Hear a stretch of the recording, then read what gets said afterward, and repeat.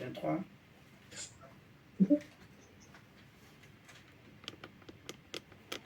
Philippiens 3. Et avant de prendre ce que nous allons voir ce matin, prenons Philippiens 3.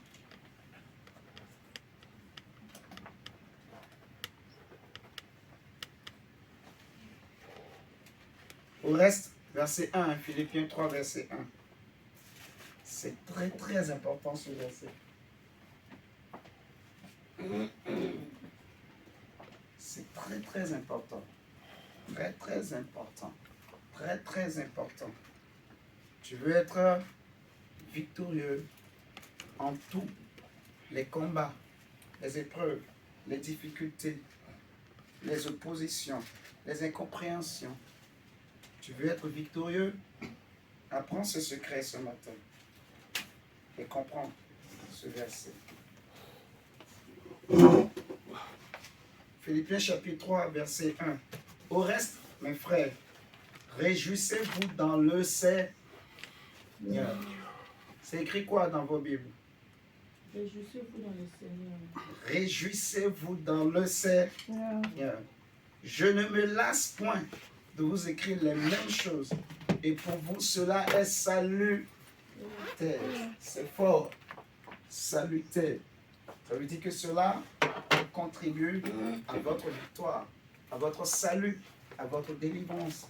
La joie de l'Éternel est notre force. En tout temps, la Bible dit, ne vous inquiétez de rien. Je ne sais pas pourquoi. Moi, j'avais prévu parler d'un autre thème, en fait. Mais quand je priais ce matin, le Saint-Esprit a mis dans mon cœur, j'étais en train de prier seulement, et puis je vois une image devant moi. Je vois Timothée 3. Timothée 3. Timothée 3. Je me posais la question, pourquoi le Seigneur me montre Timothée 3? Pourquoi je vois cette image, cette vision? Mais maintenant, j'ai compris pourquoi. Je viens juste de comprendre tout de suite pourquoi. Donc, nous allons parler de ça et nous allons aussi, je vais aussi nous donner le programme par rapport au temps de jeûne et prière que nous voulons faire. C'est important d'être toujours et toujours en tout temps joyeux et joyeuse. Ne laisse personne t'enlever ta joie. Ne laisse rien t'enlever ta joie. Surtout quand tu es avec Dieu, tu es dans la présence de Dieu.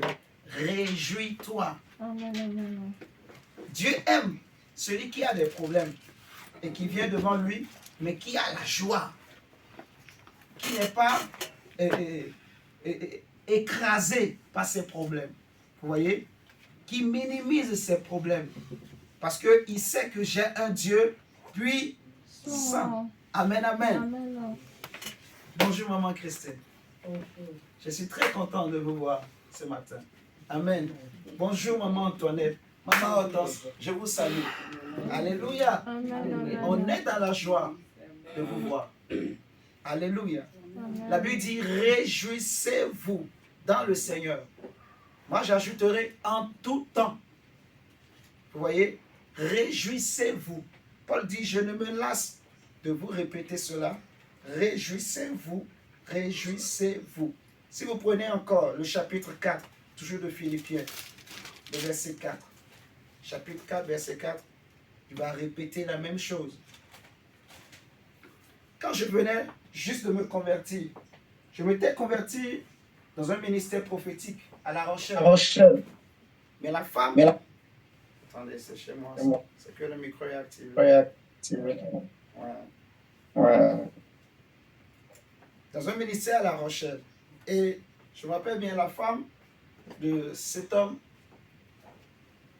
elle ne faisait que répéter ses versets. Elle, c'est son verset préféré. Quand elle me parlait, qu'elle prenait toujours, c'était toujours ça. Réjouissez-vous en tout temps. En tout temps. En tout temps, réjouissez-vous, réjouissez-vous. Aujourd'hui, je comprends davantage de plus en plus. Réjouissez-vous en tout temps. Alléluia. Amen. Sois dans la joie. Tu ne peux pas venir devant Dieu, mais tu fais l'effort. Tu es, comme les gens disent, tu es piclé sur toi-même. Tu es constipé, en fait. Tu n'es pas à l'aise. Même si tu as une autorité, tu es le président. Mais devant Dieu, là, personne n'est président. Alléluia. Amen. Amen. Est-ce que vous êtes d'accord avec ce que je sens? Amen. Devant Dieu, je laisse tomber mon orgueil. Je laisse tomber mon égoïsme. Je laisse tomber mon ego, mon égocentrisme. Je mets tout ça dans la poubelle. La Bible dit que, qu'est-ce que votre vie? C'est ce que l'apôtre Jacques dit. Votre vie, c'est quoi? C'est que tu vends. Tu vends. Vous voyez le vent? Le vent souffle. Un autre prophète dit, votre vie est comme un rêve. Tu vois le rêve? Tu fais le rêve, mais quand tu te réveilles, c'est parti. Regarde le vent qui souffle. Ça part, c'est fini. Et ça part en un clin d'œil, le souffle là. Donc, ma vie ne tient à rien. Elle ne tient qu'à un fil. Je peux être l'autorité qui est au-dessus de tout le monde, mais je ne suis pas maître de moi-même. Le seul qui est le maître de ma vie, c'est Jésus, c'est Dieu. Si Dieu décide tout de suite que je tombe là devant vous, je vais tomber, c'est fini. Les gens vont crier, comme actuellement, c'est l'actualité. La femme du pasteur Marcelo qui est morte. Et ça étonne le monde. Oui, ça choque. Mais ça doit enseigner. Réjouis-toi dans la présence de Dieu. Sois humble. Tu n'es rien. Peu importe les problèmes que tu as, oublie. Pardon. Alléluia. Amen. Oublie tes soucis. Oublie tes problèmes. Et humilie-toi devant Dieu. Sois humble. Réjouis-toi. Loue ton Dieu avec joie. Adore-le avec joie. Chante-le, acclame-le. S'il faut, saute devant Dieu. Amen, amen. Amen. Le thème que nous allons voir ce matin, ce sera « Ne vous inquiétez de rien ». Et nous allons aussi travailler sur ça par rapport au programme de jeûne et prière que j'avais dit. Et le programme de jeûne, nous allons commencer du 24 juin. Donc, ce n'est pas la semaine prochaine, mais l'autre lundi. Pas le lundi qui vient, mais l'autre lundi. Amen, amen. Donc, nous allons commencer le 24 et nous allons faire du 24 au 7 juillet. Donc, 2 semaines de jeûne et prière. Comme on fait d'habitude, on va commencer à 0h. Donc, la nuit du dimanche au lundi 27, on commence le jeûne à 0h. À 17h, on arrête. Vous voyez? Et on se retrouve dans la salle à 18h30. Et de 18h30 à 19h45, on va faire un petit partage et on va prier tous les jours. Sauf le samedi où on aura nos 2 heures d'intercession. Amen, amen. Amen. Vous comprenez ce que je dis? Sauf le samedi où on aura nos 2 heures d'intercession. Et le dimanche aussi, on aura notre heure de culte habituelle de 10h à midi 30. Amen. Et le dimanche 7, donc le jeûne, on va le finir le samedi 6 soir. Et le dimanche 7 matin, on se retrouve ici pour rendre grâce à Dieu. Dimanche 7 juillet. Du 24 juin au 7 juillet, ça fait 2 semaines de jeûne et prière. 14 jours, disons, à peu près. Amen. Amen. Et Amen. le passage que nous allons utiliser, ça va être 2 Timothée chapitre 3. Je comprends maintenant pourquoi le Seigneur me donnait ce test. Parce que le cœur des hommes est rempli d'inquiétudes, rempli de soucis. Les hommes s'inquiètent trop pour leur vie, pour le lendemain. Les hommes s'inquiètent trop. 2 Timothée chapitre 3, verset, on va lire du verset 1. On va utiliser du verset 1 au verset 5.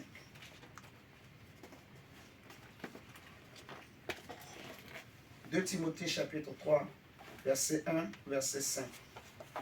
Et ensuite, on va utiliser aussi 1 Timothée 4 pour accompagner ça. Je vais donner d'autres versets également pendant ces 2 semaines que nous allons utiliser chaque jour. Je donnerai un test. 1 Timothée chapitre 4, verset 1 à 4. Donc, vous allez méditer sur ces passages pour préparer le jeûne et prière. Le dimanche prochain, on va encore le rappeler. Durant la semaine, on va le rappeler aussi comme communiqué. Du 24 juin au 7 juillet, on va faire un programme de jeûne et prière. On commence le jeûne à 0 h pour finir à 17 h. Tous les jours, rendez-vous ici ou en ligne à 18 h. On va prier de 18 h à 19h45, sauf le samedi, où on fera nos 2 heures d'intercession habituelle, de 14 h à 16 h pour l'intercession les samedis. Les dimanches, on est là également pour nos heures de culte habituelles, de 10 h à midi 30. Amen, amen. Et les passages bibliques qu'on va utiliser, ça va être 2 Timothée 3, versets 1 à 5, 1 Timothée 4, verset 1, également à, j'avais dit à quoi? À 4. Voilà. Verset 1 à 4. Ok. Donc, c'est tout bon. Le thème que nous allons voir ce matin, ce sera « Ne vous inquiétez de rien ».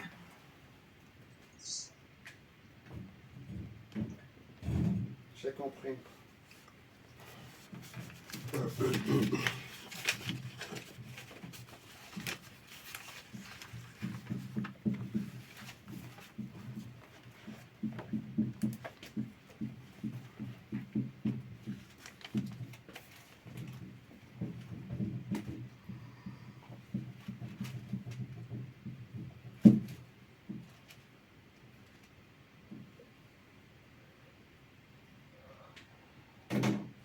Est-ce que Jésus est vivant?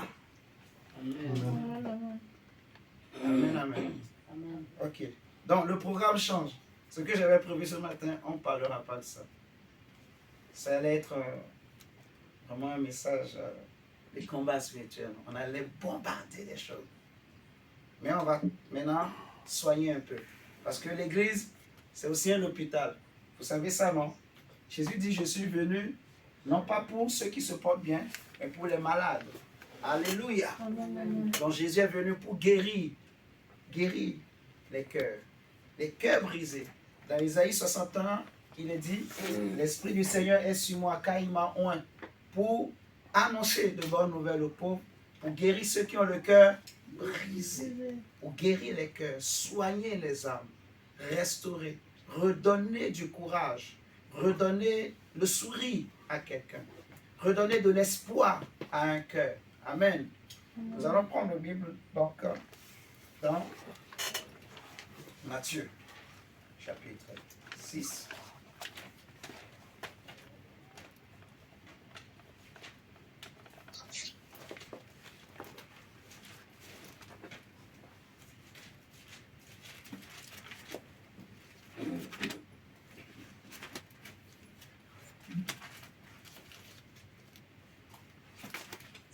Jésus dit, Matthieu 6, verset 25. Matthieu chapitre 6, le verset 25.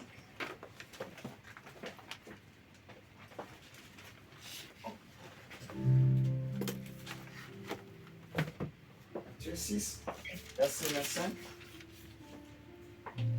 Il est écrit, c'est pourquoi je vous dis, ne vous inquiétez pas pour votre vie, de ce que vous mangerez, ni pour votre corps, de quoi vous serez vêtus. La vie n'est-elle pas plus que la nourriture, et le corps plus que le vêtement? Regardez les oiseaux du ciel. Ils ne sèment, ni ne moissonnent. Ils ne sèment, ni ne moissonnent. Mais votre Père, il ne sème ni ne moissonne et il n'amasse rien dans des greniers. Et votre Père céleste les nourrit.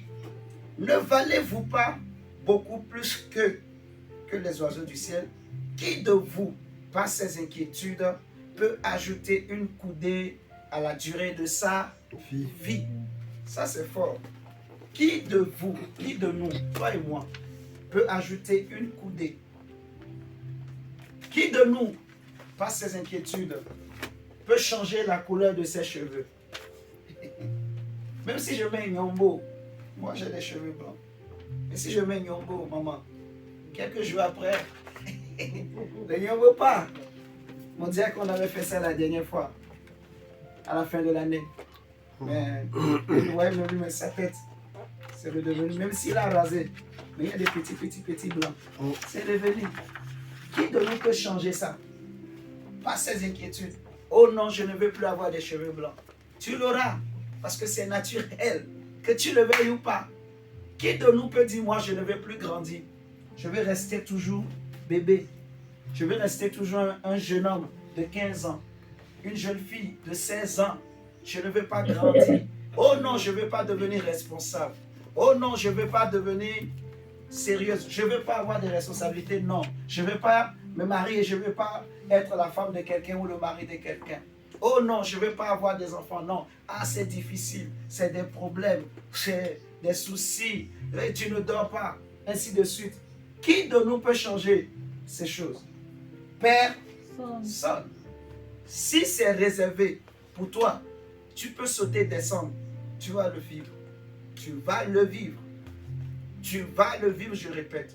Jésus dit, qui de vous, par ses inquiétudes, peut ajouter une coudée à la durée de sa vie? Et pourquoi vous inquiétez au sujet du vêtement? Considérez comment croissent les lits des champs.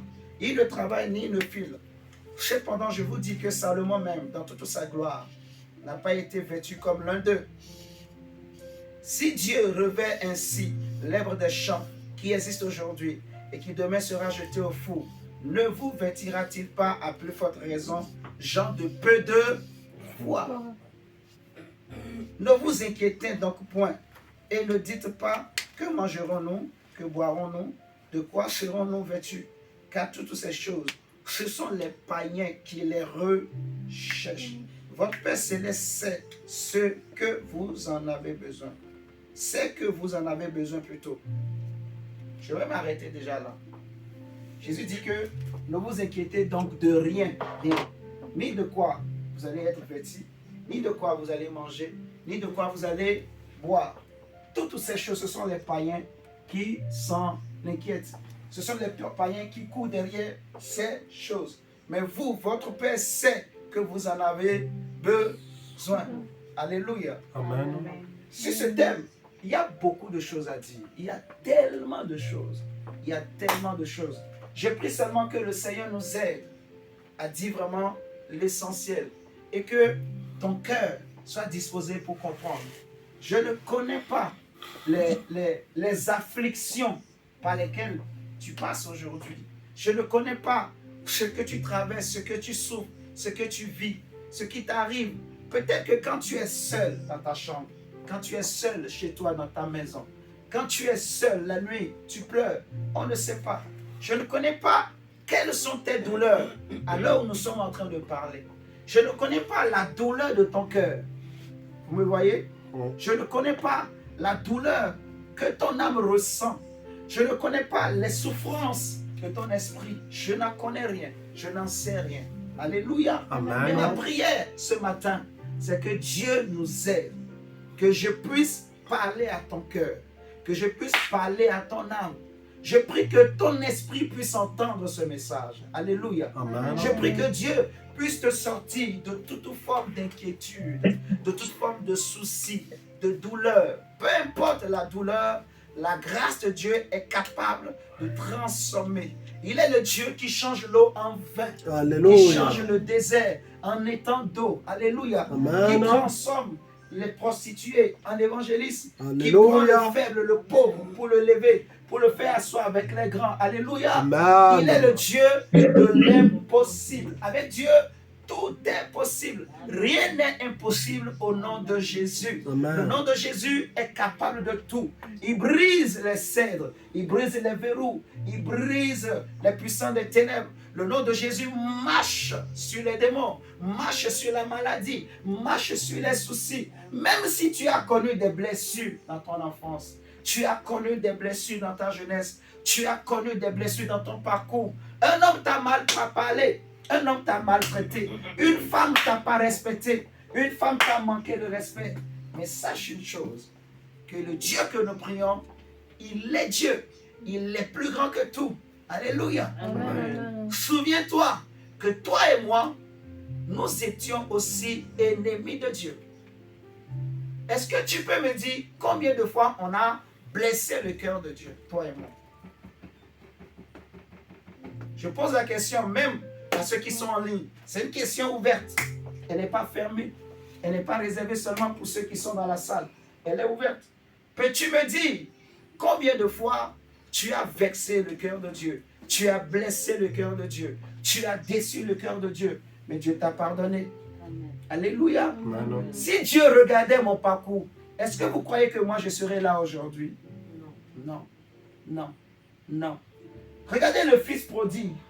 Quand il a réalisé le mal qu'il a commis, lui-même dira, je ne suis plus digne d'être appelé fils de mon père. Je ne suis plus digne. Je ne suis pas digne, je ne mérite pas. Je ne mérite pas comme toi d'être enfant de Dieu, d'être en vie, d'être là aujourd'hui. Cette femme, cette mère de famille, elle a un enfant, son dernier a à peine 2 ans. Est-ce que tu penses que toi et moi, on est meilleurs que elle? Aujourd'hui, tous les hommes la critiquent. Oh ceci, oh cela, oh ça. Mais Dieu seul connaît la vraie vérité. Alléluia. Et le seul qui peut juger vraiment, c'est Dieu. Le seul qui a le pouvoir de faire perdre et de sauver une âme, c'est Dieu. Amen. Le seul qui peut décider qui va être sauvé et qui ne sera pas sauvé, c'est Dieu. Les hommes, on peut parler, monter, descendre. Tous les prophètes qui existent peuvent parler. Tous ceux qui reçoivent des visions peuvent parler. Mais celui qui a le dernier mot, c'est Dieu. Amen. Si Dieu veut sauver même un païen aujourd'hui, il va le faire. Alléluia. Amen. Il a sauvé le brigand à la croix. Le brigand n'allait pas à l'église. Le brigand n'allait pas dans une église évangélique quelque part. Il n'allait pas dans une église catholique quelque part. Il n'allait pas dans une mosquée. Mais seulement le jour de sa mort, sur son lit de mort, là où on l'avait crucifié, avant de rendre son dernier souffle, il a rencontré l'homme qui sauve. Celui qui est le seul médiateur entre Dieu et les Hommes. tu vois? Alléluia. Donc, Dieu est un Dieu de grâce. Pourquoi je vais m'inquiéter? Je ne suis pas meilleur que les autres. Vous voyez, le brigand a été sauvé. Là où ils étaient 3, ils étaient 2 plutôt, crucifiés avec lui. L'autre, il n'a pas eu la grâce. Au lieu de reconnaître aussi que celui qui est à côté, c'est le sauveur. Lui, il n'a pas vu. C'est pour ça que je veux dire à quelqu'un, si tu es aimé de Dieu, pourquoi t'inquiéter? Regardez les 2 brigands. Les 2 étaient là à côté de Jésus. Pourquoi l'autre, son cœur a été fermé, endurci? Au lieu de se réjouir, de savoir que celui qui est à côté de nous, lui n'a rien fait. Dieu peut sauver qui il veut. Alléluia. Amen. La Bible dit, ne vous inquiétez de rien. Rien du tout. Rien. C'est quoi l'inquiétude, en fait? L'inquiétude. Dans la parabole du semeur, en parlant du 3e type de terrain, Jésus a dit, il y a ceux qui reçoivent la semence, qui est la parole de Dieu, dans des endroits pierreux, des endroits épineux. En fait, on va le prendre. Matthieu 13. La parabole du semeur, Matthieu chapitre 13. Le verset 5.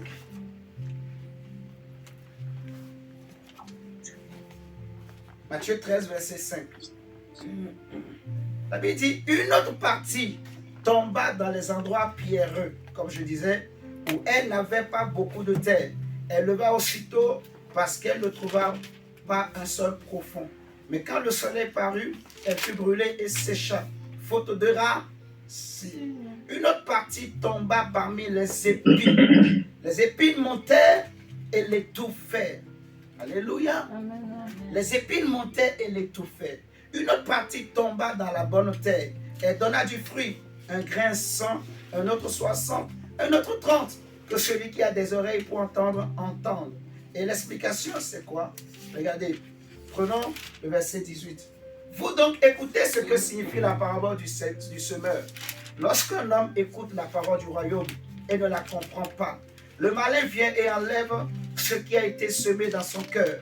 Cet homme est celui qui a reçu la semence le long du chemin. On est tous là? Verset 20.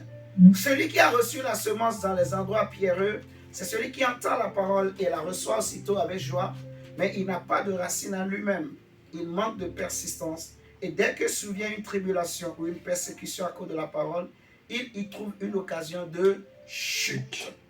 Celui qui a reçu la semence parmi les épines, c'est celui qui entend la parole, mais en qui les soucis du siècle. Les soucis de quoi? Du siècle.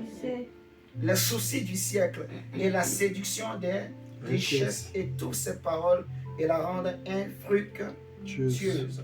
On va prendre Marc chapitre 4. On a le même test.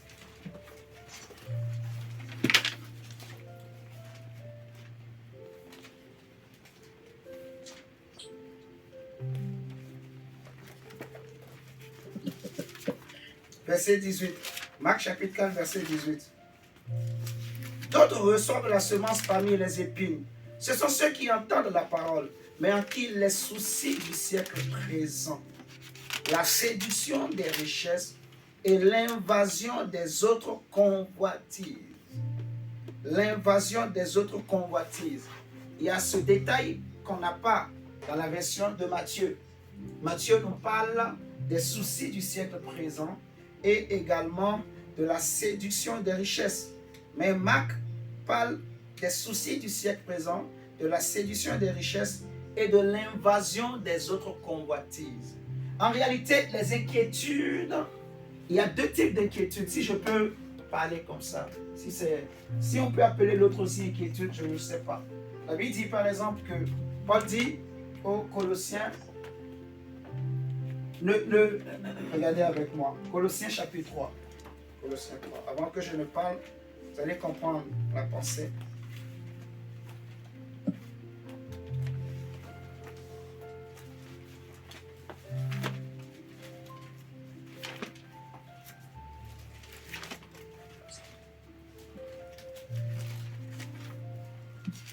Colossiens 3, verset 1. Paul dit, si donc vous êtes ressuscités avec Christ, cherchez les choses d'en haut. Cherchez les choses d'en haut. Cherchez les choses d'en haut. Où Christ est assis à la droite de Dieu. Affectionnez-vous aux choses d'en haut et non à celles qui sont sur la terre. Donc, le mot affectionner là, c'est, on peut aussi traduire par désirer. Or, la convoitise, c'est un désir. Amen. Amen. La convoitise est un désir, mais un désir interdit, un désir hors la loi. Un homme qui désire par exemple la femme de son prochain, il est en train de convoiter. Alléluia. Amen. Il est en train de convoiter. C'est pourquoi dans les 10 commandements, il est écrit, tu ne convoiteras pas la femme de ton prochain. Tu ne convoiteras pas aussi le bien de ton prochain. Ainsi de suite. Donc la convoitise, c'est un désir.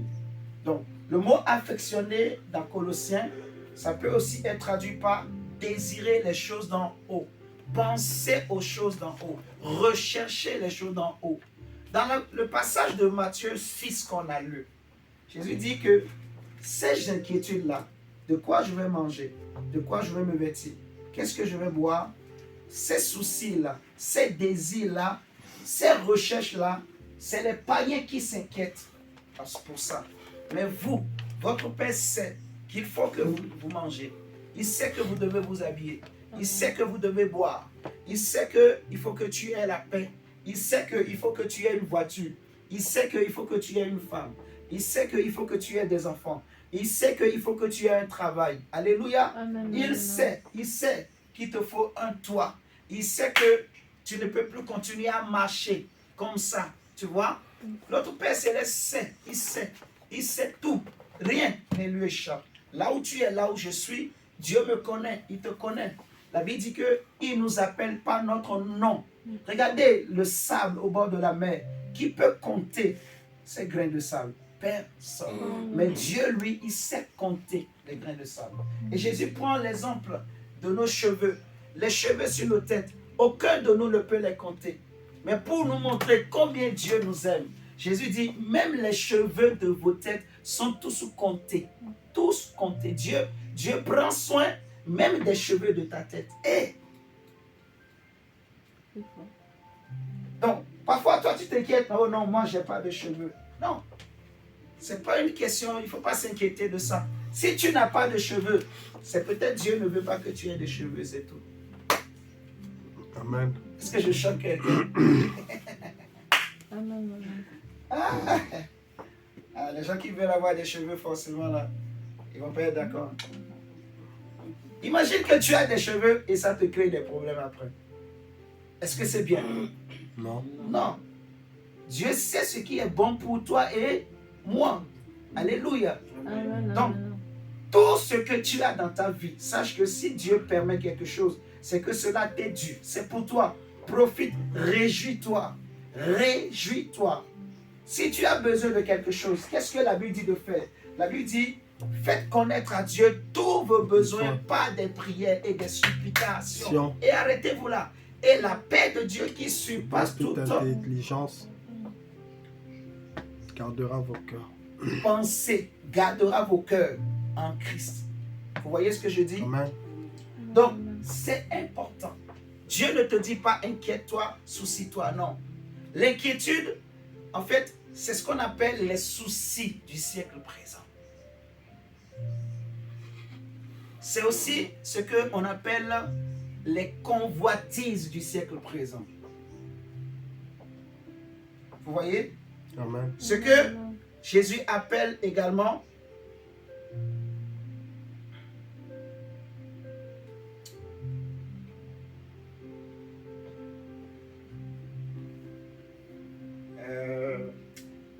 la séduction des richesses.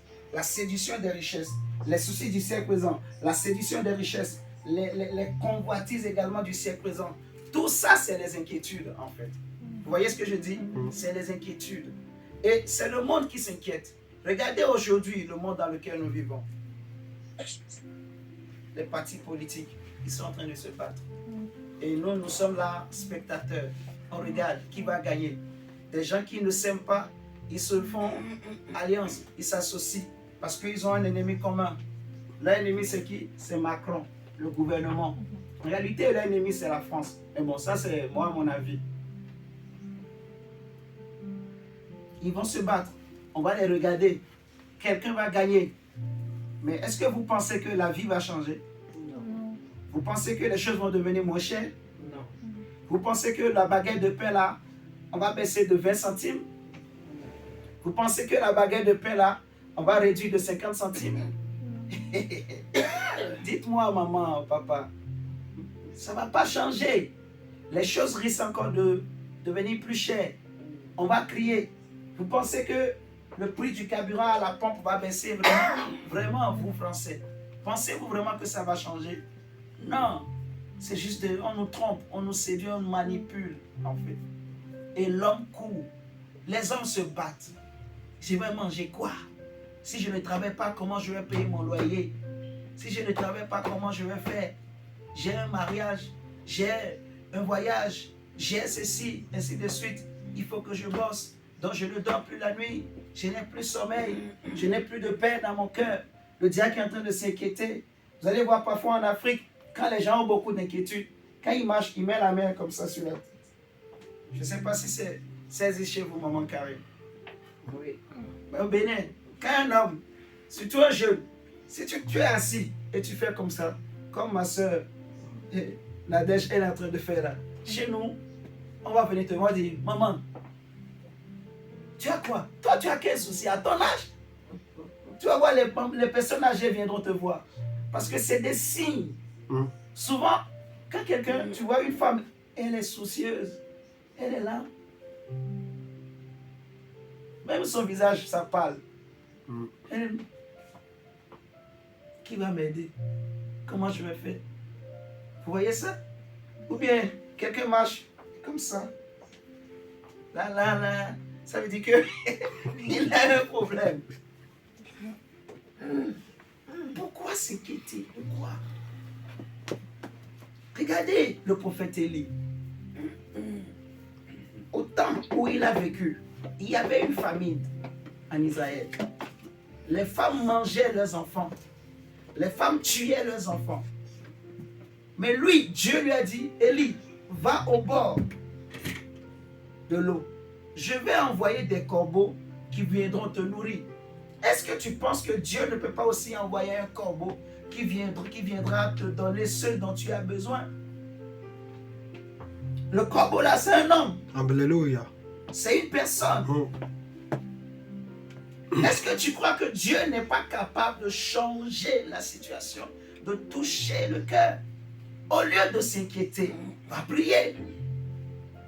La Bible nous dit, qu'est-ce qu'il faut faire quand on n'a pas la joie? Quand tu as des problèmes, l'apôtre Jacques dit de faire quoi? Prie. Oui. Quand tu es joyeux, chante, adore. La Bible dit ce qu'il faut faire. Mais nous, les chrétiens, on est toujours soucieux. On est en Christ, on vient même à l'église, mais le cœur est rempli de soucis. On met des chants, on dit adorer. Tu vas voir le frère, il chante un peu, mais quelques temps après, il commence à regarder les autres. Il regarde les autres. Il fait comme ça. Donc, il est en train de regarder, mais son esprit est déjà parti. Il est déjà loin. Les soucis. En fait, il a du mal à se concentrer. Donc, rempli de soucis. Donc, il pense à la mort de la femme de Marcelo. Il pense à le travail. Il pense au loyer. Il pense à il faut que je passe le permis. Il pense. Donc, il a du mal à se concentrer devant Dieu. Pourquoi? Parce que les soucis du siècle présent, toutes ces inquiétudes-là, la séduction des richesses-là, ça remplit son esprit, ça remplit son âme. Vous voyez? Ça remplit son cœur. Jésus dit, la vie d'un homme ne dépend pas de ses biens. Non. Ce n'est pas parce que tu auras beaucoup d'argent que tu seras heureux ou heureuse. Non. Détrompe-toi. Parce qu'il y a des gens qui sont très riches, mais qui n'ont pas la paix. Il y a des gens qui seront prêts à payer des milliards pour avoir la paix que toi tu as. Mais toi tu as la paix, mais tu bafoues cette paix que Dieu te donne. Tu piétines cette grâce. Tu méprises. Dieu te dit, je te donne la paix. Tu dis, non, moi, je n'ai pas besoin de paix. Moi, je veux des millions. C'est ce que nous faisons, en fait. Oh non, Dieu, pourquoi toi? Regarde mes amis, tout le monde a acheté une voiture. Tous sont déjà mariés. Seigneur, moi, je travaille, mais je ne mange même pas. Je ne suis pas bien, Seigneur. Je ne profite pas. Tout le temps, tout le temps. Il faut que j'envoie l'argent au pays. Ah, mais tout l'argent que je gagne, j'envoie tout là-bas. Je n'ai rien, Seigneur. Je n'ai rien. Ah, je n'ai pas beaucoup d'argent. Ainsi de suite. Seigneur, donne-moi l'argent. Seigneur, donne-moi l'argent. Seigneur, donne-moi l'argent. Mais Dieu te dit, mais mon fils, t'inquiète pas, je vais te donner l'argent. Mais là, je te donnais la paix. Tu dis, non. Non, moi, je n'ai pas. C'est parce que moi, je veux la paix, là. Et la paix. Est-ce que nous savons c'est quoi la paix? Non. C'est parce que tu n'as jamais manqué de paix que tu ne connais pas l'importance de la paix. Tu n'as jamais manqué de pain. C'est pour ça que tu ne connais pas aussi l'importance de manger une fois par jour. Mes amis, tu n'as jamais souffert. Toi qui pleures là, toi qui es triste pour X ou Y raison, toi qui es en colère pour X ou Y raison là, tu n'as jamais souffert. On t'a jamais mal parlé. Non. Toi, on t'a jamais mal parlé. Tu sais, hein, il y a des femmes, quand elles te parlent, il y a des hommes, quand ils te parlent, tu vas croire qu'on a mis le ciseau. Le ciseau, c'est même encore bien. C'est comme si on a fabriqué un instrument spécial. Ciseaux plus des aiguilles. Avec des couteaux, on a dit à un soudeur, il faut souder tout ça là. Et on a mis dans la langue, sur la langue de ce frère ou de cette soeur. Quand il te parle, ça te pique. Ah, tu risques de piquer une crise. Il y a des gens, tu n'as pas besoin de les taper. Ou plutôt, tu vas voir, il y a des femmes, leur vie est détruite jusqu'à aujourd'hui. On ne leur a pas donné un seul coup. Vous savez ça? Mais juste des paroles, ça la détruit. Pourquoi? Parce que c'est des paroles qui sont comme des épingles, comme des couteaux, comme des aiguilles. Ça a piqué, ça a blessé. Toi, tu es encore là, tu arrives à manger et tu dis que on m'a mal parlé. Frère, non, je crois que les chrétiens, on rigole beaucoup. Il y a des gens, la femme te quitte pendant 3 jours, tu n'as pas faim. Hein, mon Dieu? 3 jours, c'est même petit. Hein?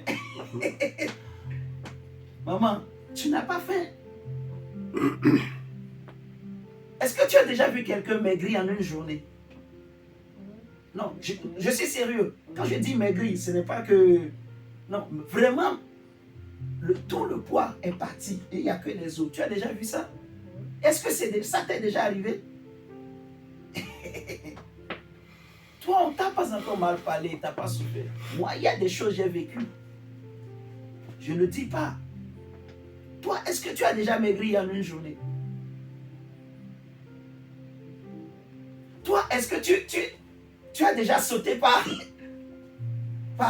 de troisième étage? Tu as déjà sauté? Moi, j'ai déjà sauté le 3e étage jusqu'en bas. Pour fuir des problèmes, vous dites. Vous n'avez pas de problèmes, mes chers amis. Vous n'avez pas de problèmes. Moi, il y a des choses, je ne vous dis pas, mais il y a des choses que j'ai vécues.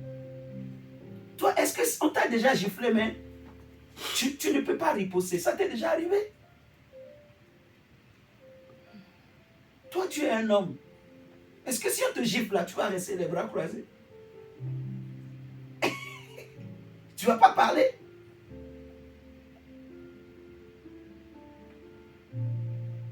Vous pensez que ce qu'on est en train de faire là, Dieu prend n'importe qui, non. Dieu, il te forme. Il te brise. Il te fait passer par ce que tout le monde ne veut pas accepter. Il te fait vivre des choses pour te briser. Tu vas pleurer. Pour que tu puisses aussi enseigner les autres. Parce que regardez Jésus, lui qui est saint, qui est juste, qui n'a jamais péché. Mais regardez comment on l'a traité. Mais la Bible dit qu'il n'a pas ouvert la bouche. Il pouvait dire que c'est injuste. Il a dit à Pierre, ne sais-tu pas que il suffit que je dise un mot et mon Père peut m'envoyer 12 légions d'anges. Une légion contient 3000 soldats. Donc imaginez le nombre d'anges. 12 légions d'anges. À l'instant même, ils vont descendre. Tuer tous ceux qui sont là. Mais il s'est laissé faire. Jésus. Il a accepté de souffrir pour toi. Les soucis qu'il pouvait avoir dans son cœur. Regarde l'injustice. On dit, on l'a compté parmi les brigands, parmi des voleurs. Lui qui est juste, qui est saint. Oui, mon frère, ma soeur. Mais il s'est laissé faire, il a accepté. Par amour pour toi. Par amour pour moi. Alléluia. Amen. Regarde les inquiétudes. Si Jésus avait laissé les inquiétudes remplir son cœur, il n'allait jamais partir à la croix. Parce que l'inquiétude va lui dire, regarde André, tu as vu cet homme-là, malgré tout ce que ses parents lui ont fait, quand il était enfant, il volait, il trompait, il faisait ceci, il faisait cela, mon Dieu. Tu vois ça? Quand il est devenu chrétien, il a péché, il a fait ceci, il a fait ça. Et toi, tu vas mourir pour lui? Il ne mérite pas, il n'est pas digne. Regarde Carlet. Regarde Koum. Regarde Rudel. Regarde-les. Il y en a qui sont des divorcés, des remariés. Il y en a qui ont connu l'inceste. Il y en a qui ont connu la zoophilie. Il y en a qui ont commis la masturbation. Beaucoup de choses. Ils ne méritent pas. Il y en a qui ont commis l'avortement. Elles ne méritent pas. Toi, tu vas mourir pour ces gens-là. Pour ces incrédules-là, ces pervers-là. Mais Jésus ne s'est pas laissé remplir par l'inquiétude. Il a accepté de souffrir pour toi. Donc, quand toi, tu ne veux plus rigoler, quand tu veux laisser l'inquiétude remplir ton cœur, quand Dieu te voit, le Seigneur, il a mal dans son cœur. Parce qu'il se dit, si tu connaissais, la Bible dit que aucune tentation ne peut vous souvenir, hein, et qui soit au-dessus de vos efforts, de vos forces. Aucune épreuve, aucune situation, rien. Aucune tentation ne peut être au-dessus de tes forces. C'est pas possible. Et quand tu es attristé, tu viens devant Dieu, mais tu es toujours comme ça, comme ça. Il faut qu'on prenne un marteau là, on tape sur tes mains. Comme ça, tu vas bien sentir la douleur. Ça va te réveiller. Tu dis, pardon. Tu es devant Dieu.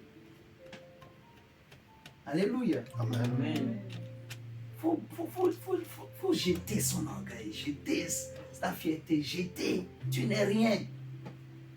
Ne t'inquiète de rien.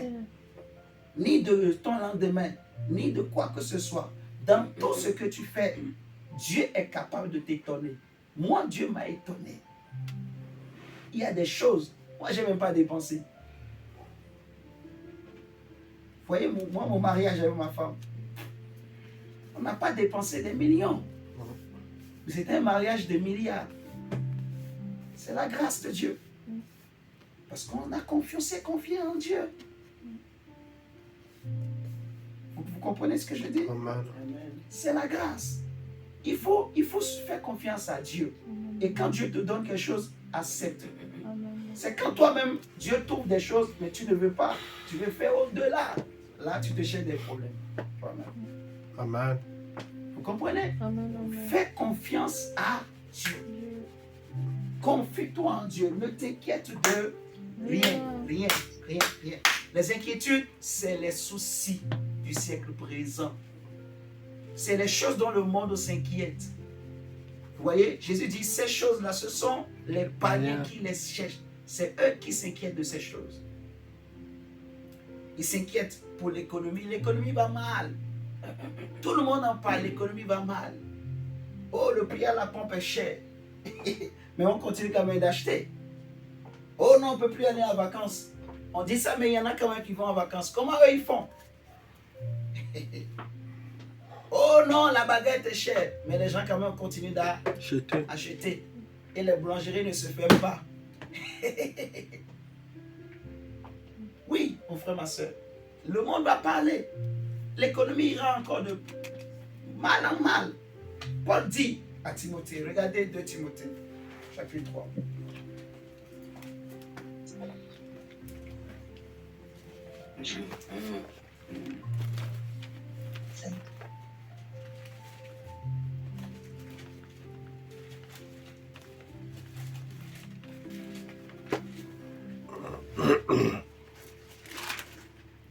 De Timothée 3, verset 1. Sache que dans les derniers jours, il y aura des temps Difficile. Bon, regarde, la Bible t'a déjà prévenu. Est-ce que Dieu t'a pas prévenu? Si. Que dans les derniers temps, il y aura des temps difficiles. Maintenant, pourquoi ça va m'inquiéter? Parce que le temps est difficile. C'est la meilleure prophétie. Je ne sais pas si vous comprenez. La parole de Dieu, c'est la meilleure prophétie. Dieu a déjà dit qu'il y aura des temps difficiles. Et les temps sont difficiles. Mais, malgré que les temps sont difficiles, ceux qui se confient en Dieu, ils sortiront toujours leur tête. Vous comprenez? Ils auront toujours le repos de Dieu. Ils s'en sortiront, ils réussiront, ils seront élevés. Dieu les bénit. Comme on a vu avec Isaac, dans un désert, dans la famine, Isaac a semé, il a moissonné. Vous voyez? Il a moissonné au centuple. Il a moissonné abondamment parce que Dieu était avec lui. Dieu était avec lui, on a vu dans la semaine. Si Jésus est au milieu, là où 2 ou 3 sont assemblés, si on est accordé avec l'Esprit de Dieu, si le Seigneur est avec nous, il va faire changer les choses. Il va faire prospérer, il va faire avancer. La Bible dit, il y aura des temps difficiles, car les hommes seront égoïstes. Bon, les hommes seront égoïstes, ça veut dire quoi? On est en train de te donner les caractéristiques des hommes de notre génération. Des hommes. Et ça doit être un combat pour les chrétiens. Ça doit être quelque chose contre lequel tout chrétien doit lutter. Tout chrétien doit être conscient. Les hommes seront égoïstes. Les hommes deviendront de plus en plus orgueilleux, égoïstes, égocentriques, individualistes. Dans notre époque, c'est comme ça. Tu vas voir, même quand quelqu'un il a un peu d'argent, c'est fini.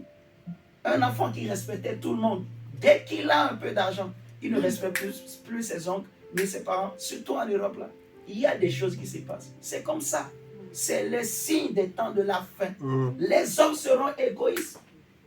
Un mari qui est méchant avec sa femme, une femme qui est respectueuse avec son mari, c'est le signe des temps de la fin. Si tu cherches bien, tu vas voir que le mari là, il a beaucoup d'argent. Ou bien la femme là, elle commence à toucher beaucoup d'argent.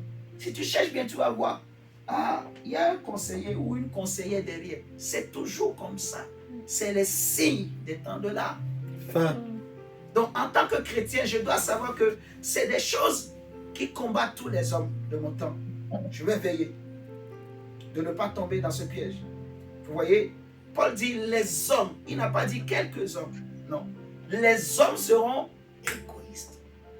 Donc, plus on avance, plus l'orgueil augmente. Le monde pousse les hommes à devenir davantage égoïstes. Donc, pourquoi je vais m'inquiéter? Oh, il est orgueilleux, elle est orgueilleuse, il est ceci, elle est ceci. C'est les choses des temps de la fin. Prie. Je ne sais pas si vous comprenez. Qu'est-ce qu'il faut faire? La Bible dit, quand ça ne va pas, qu'est-ce qu'un chrétien doit faire? Prie. Prie, fléchis les genoux. Prie, fléchis les genoux. Réjouis-toi et discerne. Va prier. Va intercéder. Fléchis les genoux. Même si tu passes juste 5 minutes pour prier pour ce sujet, tu vas voir qu'au bout de quelques temps, Dieu va t'exaucer. Si tu pries de tout ton cœur, même en un jour, tu vas voir un changement. Si tu pries de tout ton cœur, les gens seront égoïstes, amis de l'argent. Vous voyez ce que je disais? Qu'est-ce qui est derrière l'orgueil, l'égoïsme, l'égocentrisme, l'individualisme? C'est l'argent. Amis de l'argent. Les gens seront égoïstes, amis de l'argent, fanfarons. Vous voyez? C'est ça, égocentrique. Individualiste. Oh non, toujours moi, toujours moi. Les hommes cherchent toujours à tout centrer sur lui. Tu vas voir un homme, lui, pour lui, il faut que c'est toujours lui, quoi. Lui, tout doit être centré sur lui, on doit voir que lui. C'est dangereux. Ou une femme qui ne veut que elle ne voit que elle. Elle. C'est elle qui doit toujours avoir raison. L'homme n'a pas de raison. L'homme n'a pas de mot à dire. Ou l'homme qui veut toujours avoir raison sur la femme. C'est fanfaron. C'est ce qu'on appelle, les Israéliens disent, tu es papato, tu as la bouche.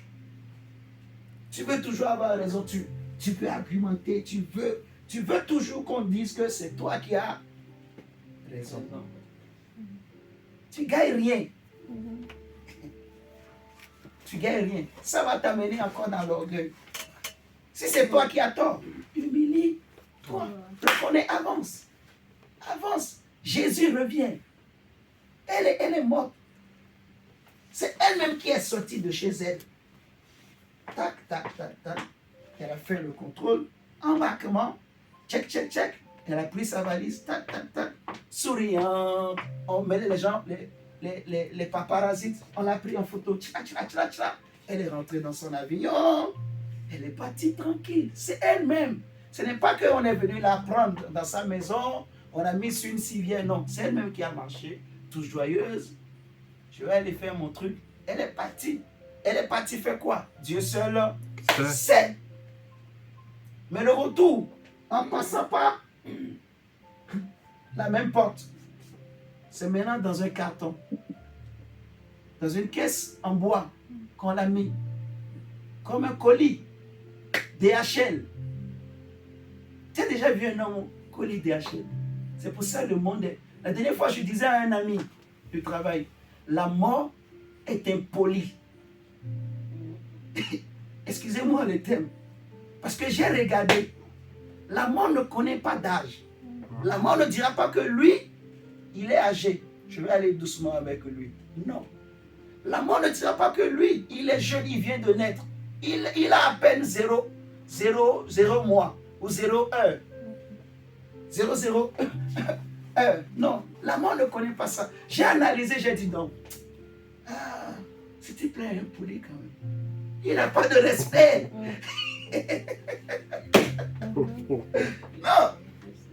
J'ai dit non. Ah, vraiment, tu es impoli. Tu n'as pas de respect. Tu tapes pour tout le monde seulement. Quand ça te prend la tête, ah, tu prends. Maman Nadège, la mort est impolie. Donc, la mort ne connaît pas de couleur. Il ne connaît pas de position sociale. Il s'en fout de ton orgueil, de ton argent. Si tu n'es pas prêt, il vient, il te prend haut et il t'amène de l'autre dans l'au-delà. Et après, tu vas prendre ton chemin. Est-ce que tu es prêt? Est-ce que tu penses que là où tu es là, avec ce que tu es en train de faire, que si Jésus vient maintenant là, tu vas partir, mon frère, ma soeur? Sincèrement. On ne va pas tous se marier. Hein. On n'aura pas tous des enfants. Dit la Bible. On ne travaillera pas tous. On n'aura pas tous des maisons. Il faut bien comprendre ces choses. On ne voyagera pas tous. On n'ira pas tous aux États-Unis. Non. Il y a des gens qui sont nés en France. Ils n'ont jamais quitté la France. Ils sont morts. Ils n'ont jamais quitté le village de je ne sais quel pays, de quel coin de France là. Ils sont nés là, ils ont grandi là. Ils sont jamais allés à Paris. Ils n'ont jamais vu la tour Eiffel comme ça. Mais c'est des Français et ils sont morts là. Attention, mon frère, ma soeur. La mort te prend là où il veut. Il faut être conscient. On n'aura pas les mêmes, on n'a pas les mêmes parcours. Regardez le riche. Il s'est battu, il a sémé. Il a dit, mon âme, cette fois-ci, j'ai réussi. Repose-toi. Je vais détruire ces greniers. Je vais construire de grands. Je vais amasser. Mon âme, repose-toi pour plusieurs années. On a à manger, il y en a à gogo. Mais Dieu lui dit, insensé. La mort est impolie, frère. Insensé. Il s'est inquiété. Au moment où il devait profiter, maintenant, c'est là que paf. Ah. Dieu fait ça pour que les hommes réfléchissent. Amen. Amen. Regarde ce que tu es. Regarde la vie que tu mènes. Regarde tes comportements. Regarde comment tu traites les choses. Humilie-toi. Arrête de t'inquiéter. Arrête de laisser les gens t'enlever la joie. Réjouis-toi dans le Seigneur. Alléluia. Amen. Tu as un Dieu. Ton Dieu est vivant. Ton Dieu est puissant. Peu importe les afflictions, les soucis, les difficultés, les épreuves par lesquelles tu passes. C'est le commun des mortels. Finissons ce texte, on va prendre nos textes. Fanfaron, hautain, blasphémateur, rebelle à leurs parents, ingrat, irréligieux, insensible, déloyaux, calomniateurs. Tout ce qu'on lit là, c'est des caractéristiques des hommes de notre époque. Intempérants, cruels, ennemis des gens de bien, traite, emportés, enflés d'orgueil, aimant le plaisir plus que Dieu. Ayant l'apparence de la piété, mais reniant ce qui en fait la force. Éloigne-toi de ces hommes-là. Regardez avec moi.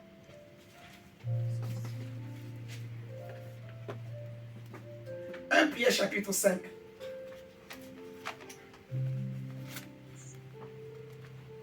Un Pierre chapitre 5, verset 8 à 9. Pierre chapitre 5, verset 8 à 9.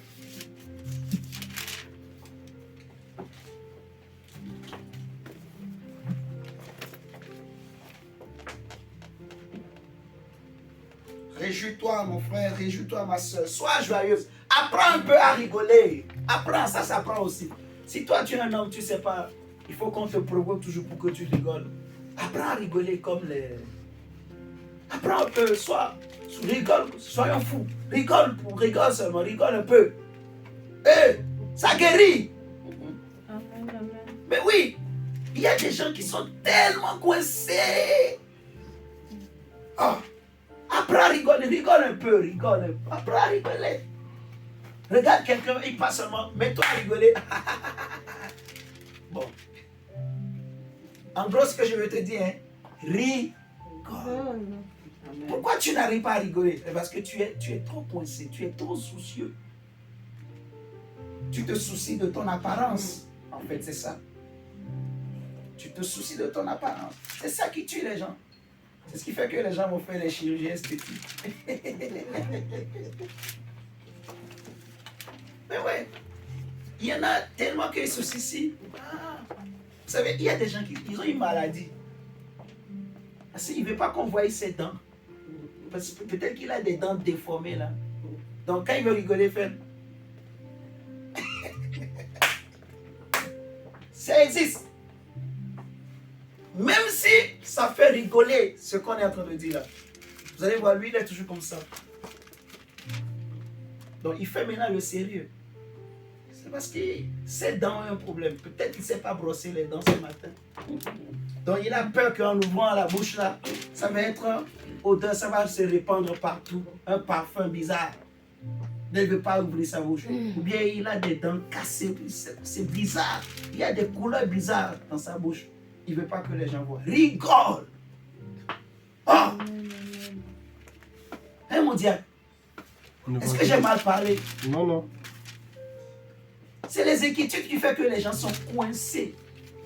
Les gens sont comme toujours. Tu regardes surtout, regarde.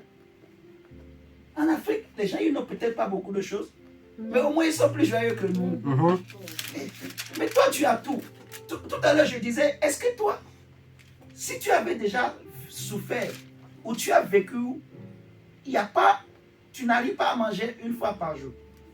Toi, ici en France, tu manges 3 fois par jour. Tu peux même manger 4 fois, 5 fois, 6 fois, comme tu veux. La France même est encore meilleure, est encore mieux que beaucoup de pays européens. Si tu n'as rien, va voir l'assistance sociale. Il y a beaucoup d'associations où on te donne à manger. Tu ne peux pas mourir de faim en France. Mais va voir en Afrique. Toi, est-ce que ça t'est déjà arrivé? Il n'y a rien à manger. Il n'y a rien. Tu as déjà vécu où tu n'as rien mangé. Ce n'est pas parce que tu veux jeûner. Mais tu fais... je ne sais pas. Les chrétiens sont bizarres. Rigole un peu. Si tu as peur qu'on voie tes dents, va voir les dentistes ou brosse-toi les dents, je ne sais pas. Est-ce que j'ai mal parlé? Non, je veux que tu sois décoincé. Je veux que tu sois à l'aise. Rigole, réjouis-toi. Ne t'inquiète de rien. Tous tes soucis. Tu as prié, oui ou non? Si tu as prié, laisse Dieu faire. Laisse Dieu faire. Ce n'est pas à nous de faire, c'est à Dieu. Est-ce que c'est moi qui fais les miracles? Est-ce que c'est toi qui fais les miracles? C'est toi qui es le Saint-Esprit? Non. C'est toi qui es Dieu? Qui t'a envoyé sur la terre? Dieu. Ou bien tu es apparu tout seul, comme dans un dessin animé? Non! Tu as un Dieu qui t'a créé. Si tu es ici, c'est parce que Dieu l'a permis. Et maintenant, si Dieu a permis, tu penses qu'il va t'abandonner? Jésus le dit. Il a dit, vous, hommes, imaginez si vos enfants vous demandent du pain. Est-ce que vous allez leur donner du serpent? Les hommes ont dit non. Imaginez s'ils vous demandent du poisson. Est-ce que vous allez lui donner un caillou ou une pierre? Ils ont dit non. Il a dit maintenant, si vous les hommes méchants comme vous êtes, vous savez donner de bonnes choses à vos enfants, imaginez à combien plus forte raison votre Père Céleste ne vous exaucera-t-il pas, ne donnera-t-il pas de bonnes choses à ceux qui le lui demandent, ne donnera-t-il pas le Saint-Esprit à ceux qui le lui demandent? Dieu nous exauce. Mais il nous exauce en fonction de ce qui est bien pour nous. Amen. Tu peux faire une prière. Si Dieu voit que ce n'est pas bien pour toi, tu ne verras rien. Continue ta marche. Ce qui est bon pour toi, tu n'as même pas besoin de demander. Jésus le dit. Dieu te le donne. Il sait que tu as besoin. Dieu sait que tu as besoin. Je répète, Dieu sait tout ce qui peut t'inquiéter là. Dieu sait que tu en as besoin. Amen. La dernière fois, on a parlé des choses que Dieu a créées. Il y a des choses, ce n'est pas Dieu qui a créé. Les inquiétudes, ce n'est pas Dieu qui a créé. Les soucis que tu as, même tu attaches dans ton cœur, tu marches comme quelqu'un qui a porté tout le monde sur la tête, tu marches. Il y en a même, à cause des soucis, quand il sort, il oublie même qu'il a laissé un peigne dans ses cheveux. C'est arrivé dans le bus, là seulement, il touche là, il voit, ah, je me suis payé, mais je n'ai pas enlevé les cheveux. Hé, papa! C'est quoi le souci? Même les gens qui ont tué des gens, les autres. Non. Où tu vois la femme? Tu vois que. Mais, coton-tige. Il la met ici. Il met ici, là, il sort. Et il va au travail. Et il marche avec. Et il travaille. Frère, arrête avec les soucis. Amen.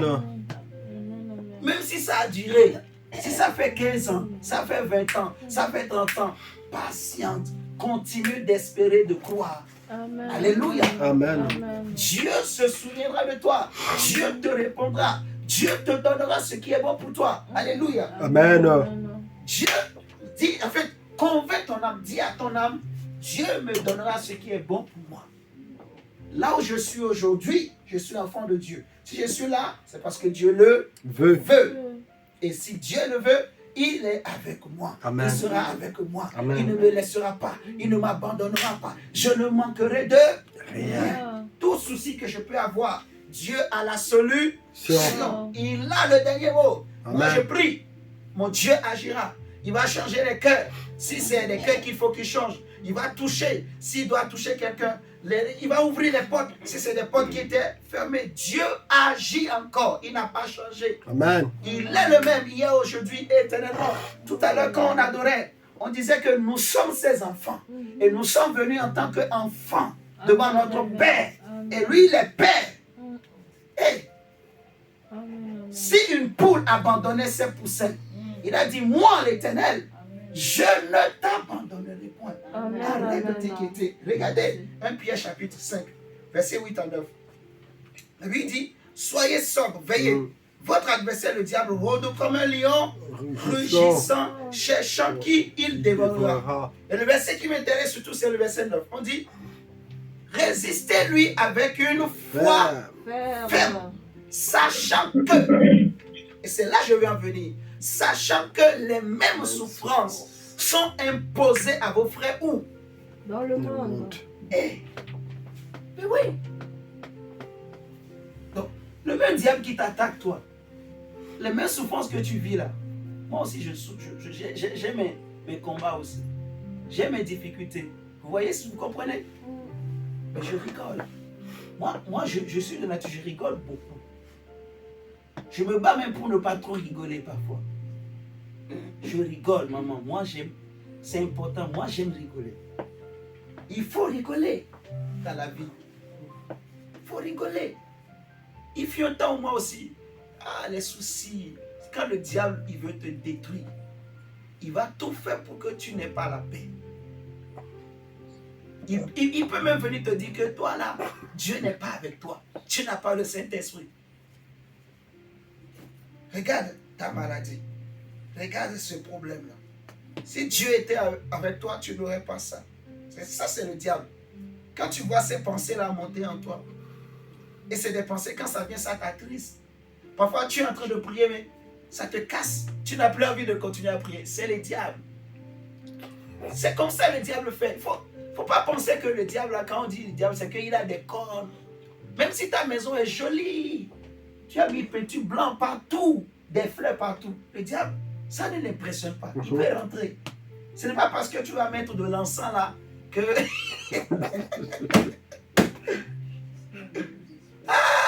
Le diable va rentrer, il va te tenter. C'est son travail à lui. En fait, chacun a son travail. C'est son job. Les anges aussi ont leur job. Lui, Dieu lui a laissé ce travail. Tente-les. Pour qu'il grandisse. Alléluia. Vous comprenez? C'est son travail. Comme il a fait avec Adam et Ève. Tu es là, il va te dire, regarde ces problèmes, ça fait des années. Si Dieu était avec toi, toi tu es en train de prier. Prie, chasse les démons, chasse les démons, chasse les démons. Donc tu es capable de chasser les mêmes démons pendant 60 ans. C'est juste le diable. Pour que tu n'aies pas une foi ferme, tu n'aies pas une assurance. Vous comprenez ce que je dis? Comprends, Dieu est en toi. Jésus habite dans ton cœur. Je répète, Jésus habite où? Dans ton cœur. Jésus habite dans ton cœur. Amen. Et tu es le temple du Saint-Esprit. Ton corps, Amen. ton corps là, Amen. que le diable te fait croire qu'il n'est rien là. C'est le temple de l'Esprit de Dieu. Il est en lui et en toi. Ton esprit est l'habitation de Dieu. Dieu habite dans ton esprit. Amen. Il faut croire. Il faut croire. Réjouis-toi. Réjouis-toi. Dis Seigneur, je me réjouis. J'ai la joie. Regardez avec moi. Néhémie. On va terminer par là.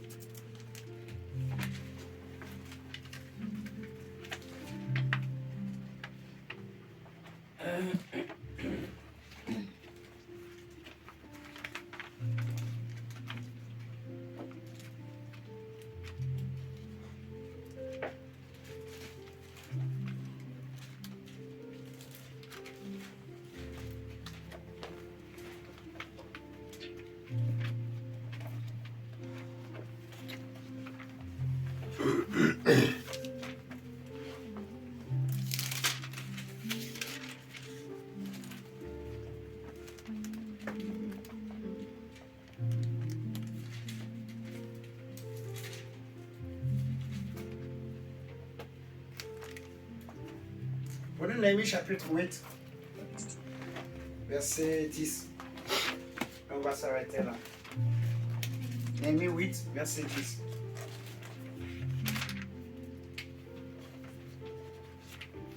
Il leur dit, allez, mangez des viandes grasses et buvez des liqueurs douces. Et envoyez des portions à ceux qui n'ont rien de préparé. Car ce jour est consacré à notre Seigneur. Ce jour est consacré à notre Seigneur. Ne vous affligez pas, car la joie de l'Éternel sera votre force. Voilà. Mange, bois. Tu vois ce que je dis? Bois avec ta femme, mangez, rigolez, faites des blagues. Rigolez. Appelle tes parents, appelle tes enfants. Appelle. Rigolez, parlez, profitez.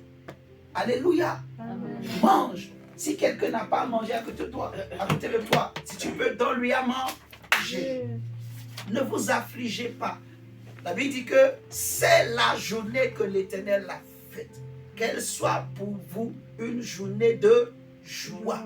Chaque jour est un jour nouveau que Dieu a créé. Chaque jour est un jour nouveau que Dieu a créé. Et la Bible dit, elle doit être pour toi et moi une journée de joie. À cause du temps, on ne va pas prendre ce verset. Mais chaque jour est un jour. Et la Bible dit, ne vous affligez pas. Non.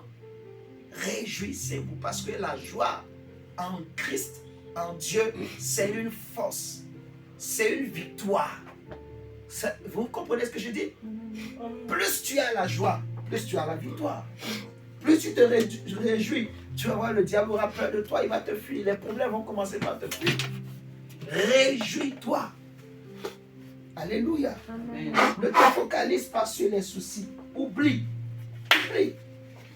Appelle celui qui t'a offensé. Si possible, dis-moi, je te pardonne. Rigolons. Alléluia. Amen. Si vous êtes une même famille, pardonnez-vous. Pardonnez. Vous. Avancez. Si dans l'église, dans l'assemblée, un frère, une soeur t'a blessé, appelle-le. Dis, tu m'as blessé, mais bon, je te pardonne. Et si lui aussi il est touché, il va te dire, je m'excuse aussi, pardonne-moi. Rigolez. Rigolez. Amen. Rigolez. Rigolez. Rigolez. On va prier le Seigneur. Tu vas dire, Seigneur, je ne veux pas avoir des inquiétudes en moi. Je sais qu'il y en a qui, il y avait des inquiétudes, des soucis, des choses. Ça sert à rien que je dise. Mais, prie le Seigneur. Si tu as compris ce message, ne te soucie de rien. Ne t'inquiète de rien. Dieu est au contrôle. Ce pourquoi tu t'inquiètes là, Dieu sait plus que toi que tu en as besoin. Il faut comprendre ça. Dieu sait que tu en as besoin. Et la Bible dit, en toute chose, faites connaître à Dieu tous vos besoins par les prières. Prie le Seigneur, dis Seigneur, je me confie en toi.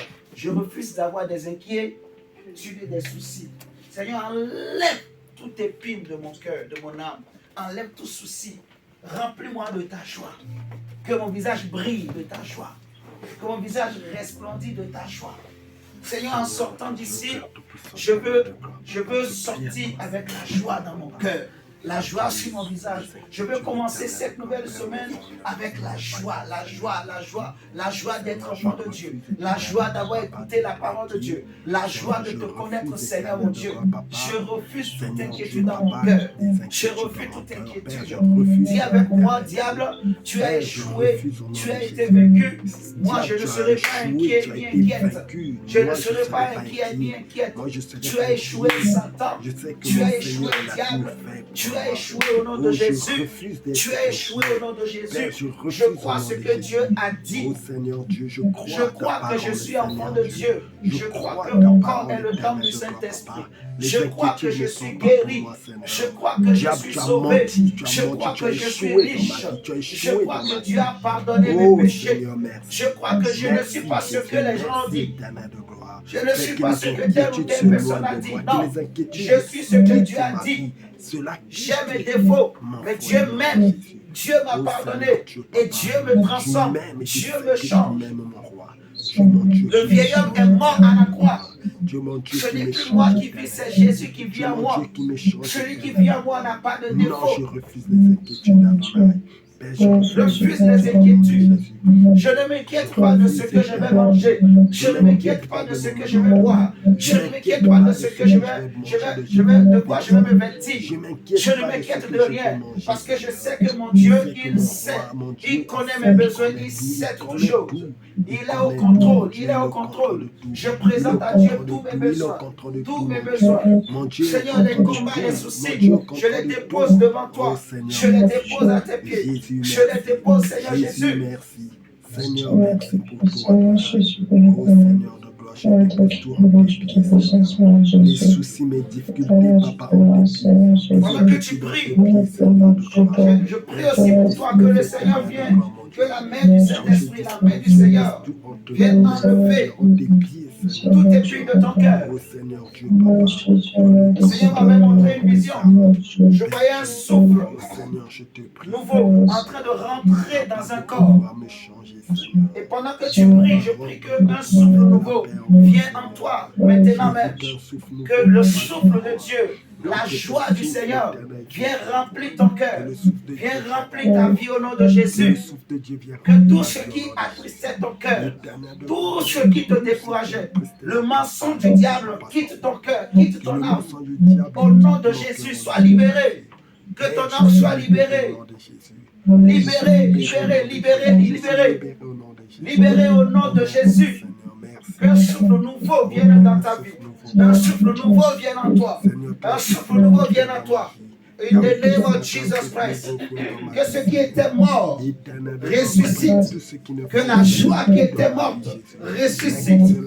Que la gaieté qui était morte ressuscite. Dans le nom du Seigneur Jésus. Oh Père, oh Père, nous te prions par le Saint-Esprit, au nom du Seigneur Jésus, que Seigneur tu donnes un souffle nouveau, que là où il n'y avait plus de joie, il n'y a plus de gaieté, là où Seigneur c'était la tristesse, c'était des lamentations, que Seigneur tu amènes la joie, tu amènes le succès. La joie de l'Éternel est notre force, est notre délivrance. Seigneur, je prie pour mon frère, ma soeur, que tu amènes un souffle nouveau. Tu amènes la joie, Seigneur. Que le mensonge du diable soit ôté, Seigneur. Dans le nom de Jésus. Seigneur, que tu enlèves toute forme de timidité. Tu enlèves toute forme de complexe, mon Dieu. Père, au nom de Jésus. Seigneur, merci. Merci, Seigneur. Merci, Seigneur. Amen, amen. Nous acclamons le Seigneur au nom de Jésus.